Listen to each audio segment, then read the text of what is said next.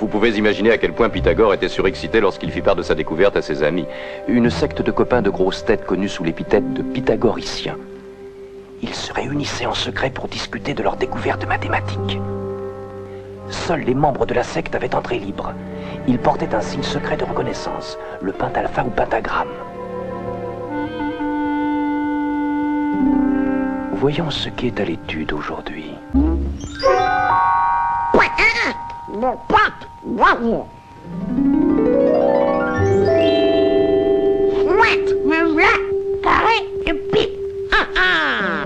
Les anciens comparaient alors tout ce qui leur semblait sans défaut et excellemment beau.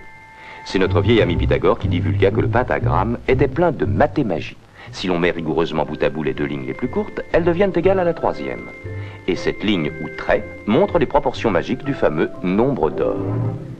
Les deuxième et troisième égalent la quatrième. Une fois encore, nous obtenons le nombre d'or. Mais ceci n'est qu'un commencement. Caché dans le pentagramme se trouve le secret permettant de créer un rectangle d'or que les Grecs admiraient du fait de ses merveilleuses proportions et de ses qualités magiques. L'étoile contient le rectangle d'or répété maintes fois.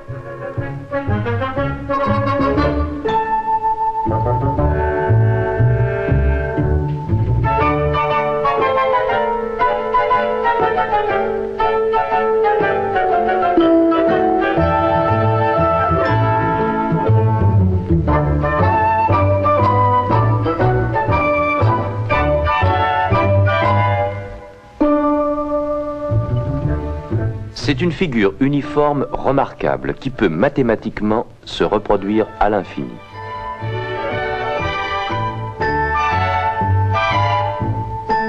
Tous ces rectangles ont exactement les mêmes proportions.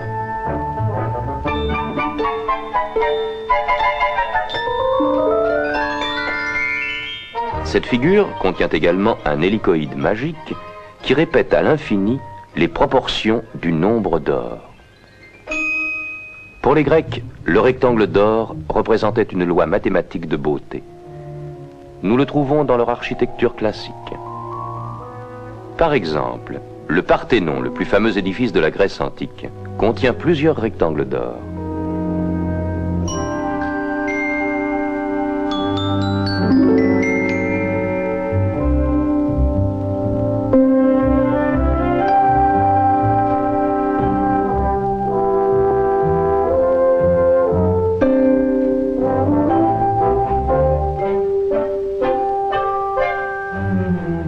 Ces mêmes proportions d'or se retrouvent aussi dans la sculpture grecque de l'Antiquité.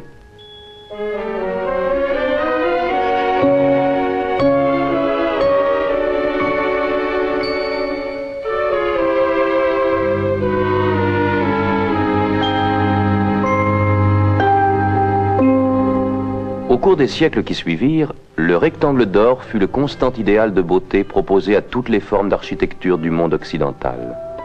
Notre-Dame de Paris en est un exemple extraordinaire. Ce n'était pas non plus un secret pour les peintres de la Renaissance.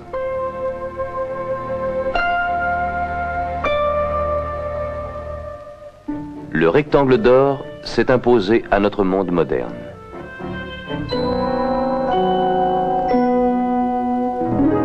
Les peintres modernes ont redécouvert la merveille de ses proportions. En fait, on trouve cette proportion idéale dans la vie même. Ah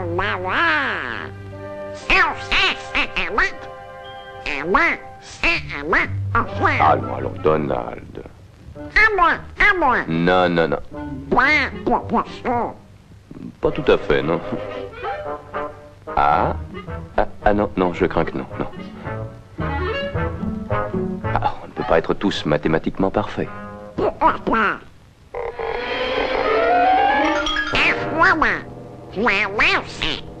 À présent que vous êtes empêtrés dans ce pentagone, voyons comment la nature utilise cette même forme mathématique.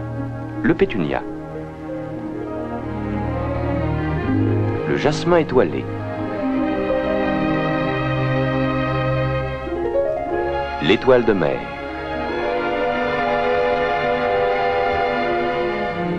Quant à cette fleur, elle est tellement parfaite qu'on la croirait artificielle. On trouve dans la nature des milliers de spécimens du type étoile, bien dignes d'être affiliés à la secte des pythagoriciens.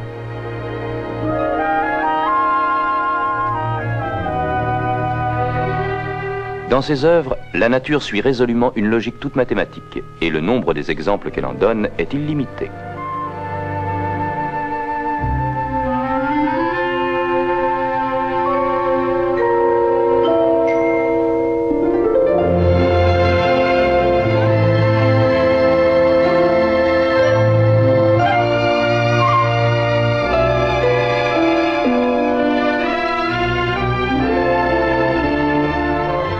Les proportions admirables du nombre d'or sont souvent remarquables dans les hélicoïdes ou formes en colimaçon de certaines inventions de la nature.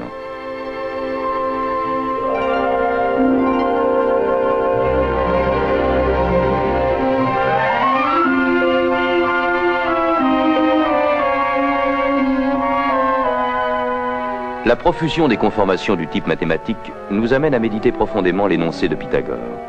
Tout a été mis en place suivant un nombre et une forme purement mathématiques. Eh oui, on trouve les mathématiques dans la musique, dans la plupart des arts, dans presque tout. Et comme les Grecs l'avaient pressenti, les règles sont demeurées inchangées.